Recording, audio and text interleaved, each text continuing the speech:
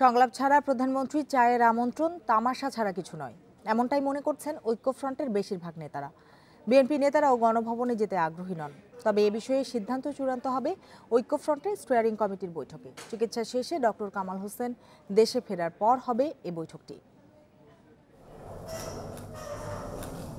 একাদশ সংসদ নির্বাচনের আগে ঐক্যফ্রন্ট সহ প্রায় সব জোট ও দলের সঙ্গে সংলাপ করেন প্রধানমন্ত্রী শেখ হাসিনা।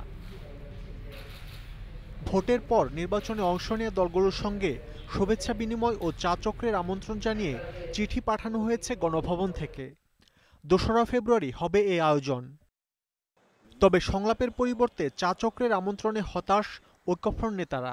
একটা বড় রকম দূরদর্শিকতা হলো, একটু হতাশই হয়েছে। আগে কথা ছিল ওনারা সংলাপ করবেন, যেই নির্বাচনটা হয়ে গেল সেটাকে তো কোনো হিসাবে নির্বাচন বলা চলবে না।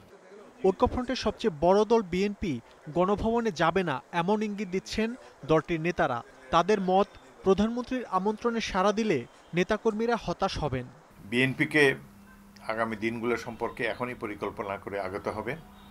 আর এই ধরনের চায়ের দাওয়াত বা ওই যে জুস খাওয়ার দাওয়াত, কারো কারো জুসের প্রতি খুব লোভ আছে, এই চা জুস খাওয়া বাদ দিয়ে নিজের কর্মীদের দিকে তাকিয়ে তাদের সেন্টিমেন্টকে বুঝে পরবর্তী কর্মসূচিতে এগিয়ে যাওয়া উচিত।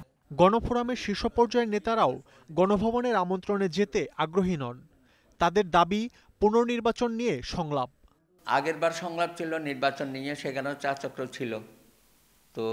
তো খাওয়া দাওয়া তো আমরা করেছি, পিঠাপুলি তখনও খেয়েছি, এখন আর পিঠাপুলি খাওয়ার আগ্রহ নাই। এখন একটা সংলাপ করা প্রয়োজন, দেশের স্বার্থে, জনগণের স্বার্থে, সংবিধানের স্বার্থে, গণতন্ত্রের স্বার্থে। তবে ঐক্যফ্রন্টের শীর্ষ নেতা ডক্টর কামাল হোসেনের অবস্থান এখনও জানা যায়নি। তার উপস্থিতিতে ঐক্যফ্রন্টের শীর্ষ পর্যায়ের বৈঠকেই চূড়ান্ত হবে গণভবনে যাওয়া না যাওয়ার বিষয়টি। মাহমুদ শরীফ, ইন্ডিপেন্ডেন্ট নিউজ, ঢাকা।